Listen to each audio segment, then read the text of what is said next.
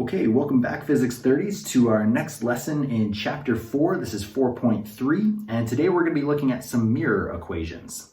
So in the previous lesson, we looked at how to draw ray diagrams for images in a concave and a convex lens. And in today's lesson, we're going to be looking at those same scenarios that we were looking at before, but now we're going to be doing some calculations of height of that image, distance of that image, focal point, and magnification. And in these equations, we're also going to use the signs to determine if this is a real image or a virtual image, and if it's going to be inverted or erect. Now, before we get into the equations, let's quickly recap those diagrams from last lesson. So here were the three scenarios that we drew ray diagrams for. Looking at a curved lens here, and we had the situation where the object was beyond the focal length, within the focal length in the mirror, and on the other side of the mirror or on the convex side.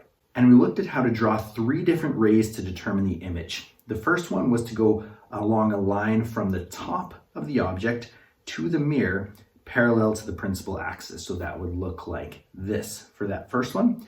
And then it's going to reflect off the mirror and go towards the focal point, like this. In the second or middle diagram there, again towards the mirror parallel to the principal axis, and then through the focal point. For the last one is a little bit trickier, but still starting to the mirror parallel to the principal axis, and then it would go to the focal point, but it's not going to pass through the mirror. The mirror is going to reflect it. So now it's going to follow along this same line, but just reflecting off the mirror in this direction. The next ray was along a line from the top of the object to the focal point. So we can see that line here, top of the object through the focal point to the mirror. Then it reflects off of the mirror and goes parallel to the principal axis like this. Let's see in the middle diagram. I would go to the focal point, but I wouldn't be able to get back to the mirror from there. So now we're going to go along this same line, but it's going to act like it's coming from the focal point up in that direction. And now we draw the ray reflecting, and it comes out parallel to the principal axis, and I'll just get rid of that dotted line there. And then for the last one, again, going towards the focal point along that line, but once it gets to the mirror, it's going to reflect. So I'm going to draw it just going to the mirror, then it's going to reflect again parallel to the principal axis. And we only needed those two rays, so now we can draw our image. If we look on the left, we can see our image right there where those two lines converge. On the middle one, we don't see the lines converging, so we trace back those arrows to where they would converge if we follow them back to where it looks like they came from, and we get a converging point right there, and that's what the image will look like on the other side of the mirror. Same thing for that last diagram. The rays don't converge, so we trace them back to where it looks like they came from along those lines, and we get our image on that side of the mirror. But if you don't want to draw one of those, or you just want to check with the third ray, there is a third ray that is going to go from the center to the top of the object, and we're just going to draw a line through there. We can see like that in the first one, and it goes through the same point that we had with the yellow and green lines, same here and same here. So hopefully those drawings are going well, and now let's take a look at the formulas for today. Our first mirror equation is 1 over f is equal to 1 over do plus 1 over di. Let's take a look at what these mean. So f stands for focal point, or which we can see right there in the diagram. Do stands for distance from the object to the mirror. So d is like distance, and then o is for object. If in the top diagram we are considering this to be the object, then the distance to the mirror would be do. Now the other d is di, or d image, distance of the image. So I tried to color coordinate here with if this is the object right here in yellow, this is that image in the mirror. So this from here to here would then be the di, or the distance from the image to the mirror. Now I have two diagrams there because I want to show when these values are going to be positive and negative and what they're going to represent. First thing we'll look at is the focal point. When we're dealing with a concave lens, it's going to be positive. Now, this mostly depends on what side of the lens the object is. When I have the object on this side in yellow, then it's going to be reflecting off the concave part of the mirror. And in that case, the focal point will be considered positive. When it's on the other side, which I showed here in red, if this is the object on this side and the light rays are going to be bouncing off the convex side, then we're going to have a negative value, which I showed here. It's kind of small, negative value for when it's convex. positive for when it's concave. Now for D, it says positive when real. Now this does have the object and the image. We're going to consider that the object is always going to be real, so you're only going to have to apply these rules to the image. And when the image is real, we saw from before that when we have our object outside of the focal point on the concave side, we got a real inverted image. So this one would be positive distance from the mirror. Now I showed the opposite with red. We saw in the previous diagrams that if I have my object on the convex side, I would get a virtual image on the other side of the mirror. That is when we would have the distance from here, the mirror to the image, to be negative because this is a virtual image. Another way that you can remember this is that when the object and the image are on the same side, then it's going to be a positive distance. But when the object and the image are on opposite sides of the mirror, then it's going to be negative. I sometimes like to think of same side as opposite side because real and virtual images can sometimes be confusing. But let's give a reminder on real versus virtual images. Now we saw in the previous lesson that an object on the concave side of the mirror outside of the focal point would create a real image. And we said that this is because the rays are converging together. And we saw that if the object was in between the focal point and the mirror, then we would get a virtual image. And that was because the rays were diverging and would be traced back to a point to create a virtual image. Let's go through those ray diagrams again like this, and then like that for our second ray. And we got these two scenarios where we get an image on the left, it's inverted, image on the right. We had to trace back the arrows to find that intersection. So here where we see the rays coming together, that's real. Here where we see them diverging and we have to trace them back to a point, that's when they're virtual. Another characteristic of real and virtual images is real images can be displayed on a screen because that's where the light is converging. So if we look over here, if I put a screen right there, we would get a picture of the image on that screen. However, in the virtual image, if I put a screen there, that's on the other side of the mirror. There's actually no light on that side. You would not be able to see the image on a screen. So hopefully that serves as a good reminder of real versus virtual. Let's go back to that first equation. So just before we leave this and go to the next equation, I want to notice a couple things about this. The first one is that as the object moves back, so that means that we're going to be moving, let's take this yellow one, for example, and we move it back in this direction.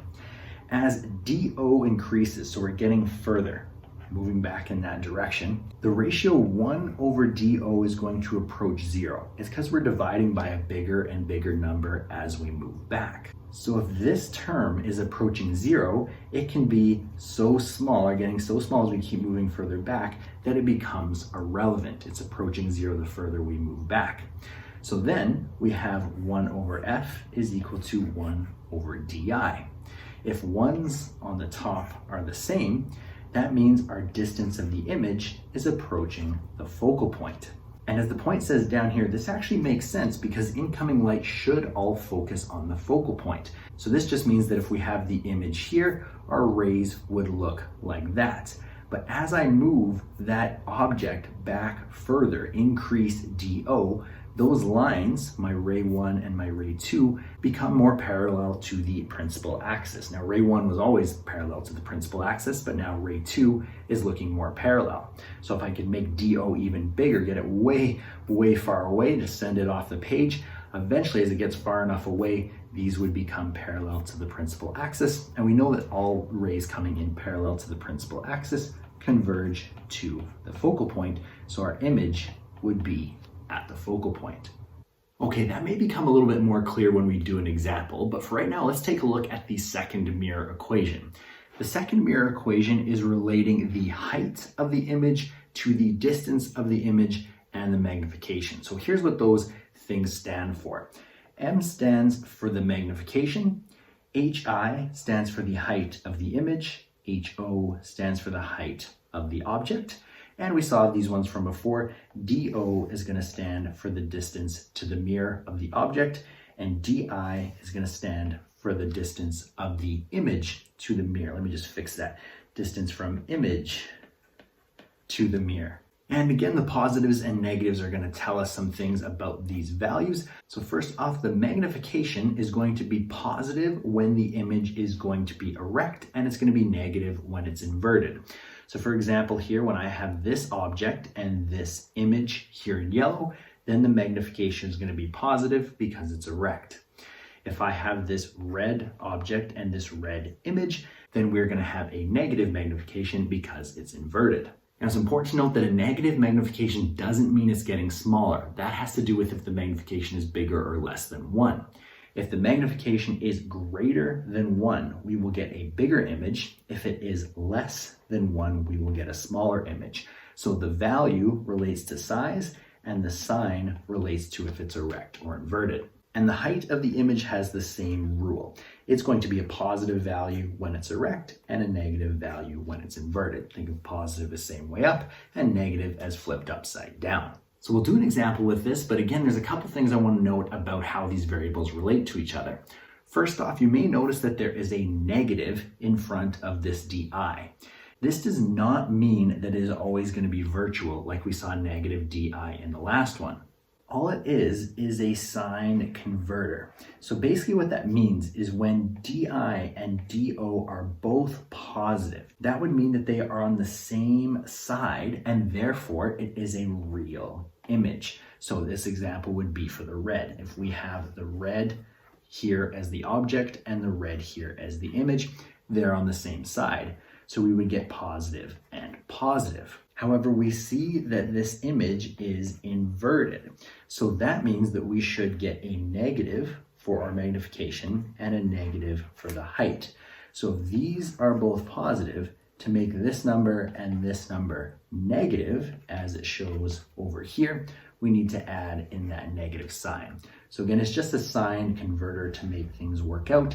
Don't think that that means it's always going to be virtual. Okay, so I know that's a lot of explaining of concepts and looking at formulas. I think it's going to make a lot more sense once we do an example. So let's see what your example questions are going to be like and how to apply these equations. So here's an example. An object that is 3 centimeters tall is placed 8 centimeters in front of a convex mirror that has a focal length of 4 centimeters. Determine the distance, height, and magnification of the image. Okay, the first thing that we're going to do is we're going to draw the ray diagram so we know what to expect with our positives and negatives in these values based off of the image. So let's start by drawing ray 1 going in parallel to the principal axis like this, and then it would go towards the focal point, this dotted line here. Remember, it's not going to go through the mirror, it's going to bounce off, so it's going to bounce off along that same line. Our next ray, ray 2, is going to go towards the focal point like that. But again, it's not going to pass through, it's going to bounce off. So it's going to travel like this, bounce off, and come out parallel to the principal axis like that. Now we can see here that the rays are diverging. So this is going to be a virtual image. To see where the image is going to be, I'm going to trace back those rays right here, following this line, and trace back these rays following this line, and I get this point right here to be my intersection. So let's make that green and show that the image we're expecting to look like that. So this is good because it tells us that we're going to expect a virtual image, right? We're going to expect it to be smaller, and we're going to expect it to be erect, for the same direction that it was pointing off the start. So now let's remember those rules and how it's going to affect our height of the image, the magnification, and the distance of the image. Let's start with the height. If it's going to be erect or pointing the same direction, we expect our height to be positive. Next, let's look at the magnification. If it's smaller, we expect it to be less than 1, but if it is erect, we expect it to be positive. That was from the second mirror equation. From the first mirror equation, because the image is on the opposite side of the mirror, or because it is a virtual image, we expect the distance of the image to be negative. So that's a good check so we can make sure that our calculations are working properly. Okay, so now let's do the calculations. I'm gonna start by looking at DI.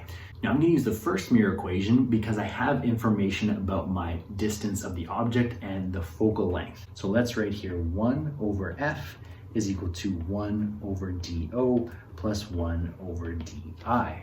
I'm looking for DI and I know information about the focal point and DO. So 1 over the focal length, it was 4 centimeters. So I'm gonna put 1 over 4. Now it is important to pause here and say what sign should that be? Because it's a convex mirror, it said in the notes, this should be negative, all right? Negative for a convex for the focal point. And now I'm gonna write equals 1 over the distance of the object, which was 8 centimeters over 8, and then we add 1 over DI. Okay, so now let's just subtract that 1 over 8. So I get 1 over negative 4 minus 1 over 8 is equal to 1 over DI. 1 over negative 4 minus 1 over 8 gives me a number of negative 0.375, and that equals 1 over DI. Now I just need to take the inverse of that, or you can imagine multiplying up DI and dividing down the negative 0.375. So DI is equal to 1 over 0.375. Keep the negative, and I get my DI to be equal to negative 2.6 repeating. And this was in centimeters. So I'm going to keep my answer as centimeters there. Good to check if this is what we were expecting. I got a negative answer. I did expect a negative answer because it's on the other side of the mirror. So that seems like it's good.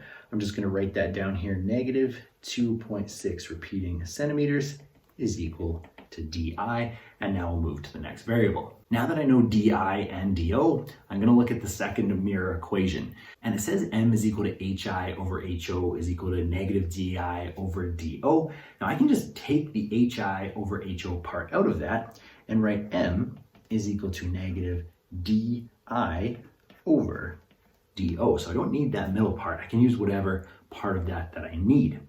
So just for the magnification, I'll put in my negative DI. So negative 2.6 repeating. So make sure we have that negative as the sign flipper or sign converter there. And then I put in my value of DI, which was negative 2.6. Now I'm going to divide by the DO. Reminder that that was 8 centimeters. So I divide by 8. And I'm getting a number there of 0.325. And that's positive because these negatives were canceling each other out. Does that match what I was expecting? I was expecting it to be positive, and I was expecting it to be less than 1. So that seems to make sense. Let's put that in orange down here, that 0.325 is equal to our magnification. Now our last one, looking for HI, I could compare that to DI and DO or to magnification. You could do either one. I'm going to compare it to DI and DO, so I'm going to write HI over HO is equal to negative DI over DO. Again, you could use magnification. I have information about both. I'm going to choose this one. So to solve for HI, I'm just going to multiply by HO on this side there. And plugging in, I have negative 2.6 repeating centimeters divided by my DO, which again was 8. And that's being multiplied by the height of the original, which was 3 centimeters. So times 3.0 centimeters, should put centimeters by that 8 as well. That should give me HI, and plug it into my calculator, and it gives a nice easy number of 1 for my HI. Is that what I expect? I did expect it to be positive, and I am getting a positive value because the negatives cancel out. So I'll just write that in orange. 1 centimeter is my height of the image. Now we've solved for all 3 of those variables using those 2 equations together. Okay, so I hope those diagrams and explanations of the formulas, and especially that example, is going to help you with trying your practice questions. Make sure you do give those practice questions a try. Thank you so much for watching this video, and I will see you in the next one.